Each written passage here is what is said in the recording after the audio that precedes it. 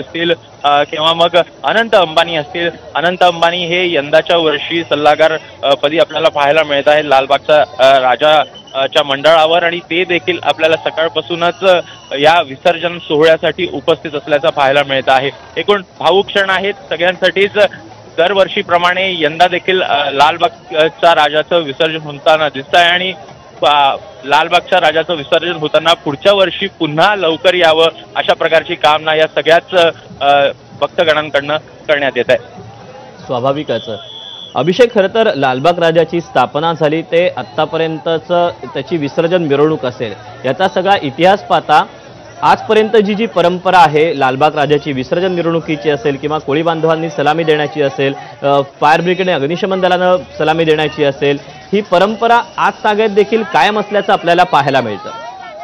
नक्कीच. एकूणच म्हणजे तू जशी सुरुवात केली कोळी बांधवांकडनं ती सुरुवात होताना पाहायला मिळते. कोळी बांधव असेल, व्यापारी असेल, त्यांनी जेव्हा स्थापना केली त्यानंतर या वर्षी देखील 5व्या 6व्या दिवशी आपण बघितलं की कोळी महिलांकडनं जे पूजा आहे, विधिवत पूजा आहे त्यांच्याकडनं करण्यात आली. सोबतच एकूणच नृत्य देखील, पारंपरिक नृत्य देखील आपल्याला लालबागच्या राजाच्या समोर होताना पाहायला मिळालेलं. त्यामुळे मोठ्या प्रमाणात एक वैशिष्ट्य म्हणावं लागेल जे दरवर्षी आपल्याला काही घटना होताना पाहायला मिळतात, ज्या काही गोष्टी होताना पाहायला मिळतात, त्याच प्रकारे यंदा देखील आपल्याला होताना पाहायला मिळालं.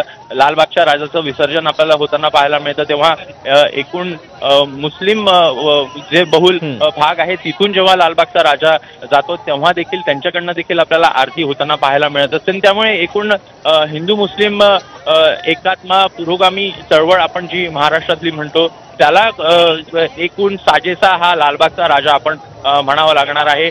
त्यामुळेच दुसरीकडे आयखळामध्ये देखील अग्निशमन दलाकडनं आपण बघितलं की सलामी देण्यात आली. एकूण सायरन असेल, मुंगे असेल, हे सगळे आपण पाहिलेत की अग्निशमन दलाकडनं देखील त्या प्रकारची सलामी जी आहे ती दरवर्षीप्रमाणे देण्यात आली. आणि यंदाचं जर का वैशिष्ट्य पाहायचं तर मोठ्या प्रमाणात आपल्याला भक्तांची जी गर्दी आहे ती वाढताना पाहायला मिळते आहे. एकूणच ओढ ही लालबागच्या राजाची आपल्याला दरवर्षीच पाहायला मिळते. मात्र यंदा मोठ्या प्रमाणात जी भक्तांची संख्या आहे ती वाढताना कुठंतरी दिसत आहे.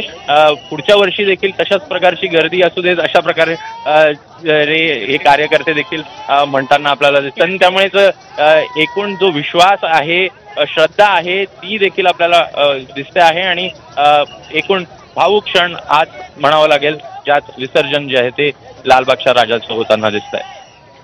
अभिषेक, ज्याप्रमाणे लालबाग राजाची मूर्ती ही जिथे तिची प्रतिष्ठापना केली जाते ती त्याच ठिकाणी केली जाते, आणि त्यानंतर ही मूर्ती विसर्जन करण्यासाठी ज्या हायड्रोलिक क्रेनवर आणली जाते ते विसर्जन करण्यासाठी जे हायड्रोलिक क्रेन आहे ती देखील विशिष्ट पद्धतीने तयार केली गेली आहे या लालबागच्या राजाच्या विसर्जनासाठी. नक्कीच दीपक, एक विशिष्ट क्रेन आहे ही खास करून लालबागच्या राजाच्या जे मूर्ती आहे त्याच याच्यासाठी विसर्जन करण्यासाठी खास करून बनवण्यात आलेली आहे. लालबागचा राजा सार्वजनिक गणेशोत्सव मंडळाकडनं ही तराफा जो आहे तो बनवण्यात आलेला आहे. एकूण या तराफ्यावर एक हायड्रॉलिक क्रेन बसवण्यात आलेली आहे. आपल्याला माहिती आहे की अनेकदा गणेशच्या मूर्ती ज्या आहेत त्या मोठ्या असतात आणि मोठ्या मूर्तींचं विसर्जन कुठंतरी खोल समुद्रामध्ये नेऊन करावं लागत असतं, आणि त्यामुळे अनेक अडचणींचा सामना जो आहे तो आपल्याला करावा लागत असतो आणि आपल्याला होताना देखील दिसला. आणि त्यामुळेच खास करून भावना, श्रद्धा ह्या मोठ्या प्रमाणात लालबागच्या राजावर पाहायला मिळतात. त्यामुळेच खास करून ही क्रेन बनवण्यात आलेली आहे. एकूण या तराफ्यावर जी क्रेन बसवण्यात आलेली आहे त्या क्रेनला खाली संपूर्णपणे नेण्यात येतं. त्या एक प्लेट आहे, त्या प्लेटच्या जे लालबागचा राजा जर का पाहायचा तर तो अनेक वर्षांपासून आपल्याला एकाच रूपामध्ये पाहायला मिळतो. त्यामुळे एकूण त्याची रुंदी असेल, साईज असेल ती आपल्याला एकच पाहायला मिळते. आणि त्यामुळे तशाच प्रकारचा तो तराफा आहे ज्यामध्ये लालबागच्या राजाला खाली नेण्यात येतं. हायड्रॉलिक पद्धतीनं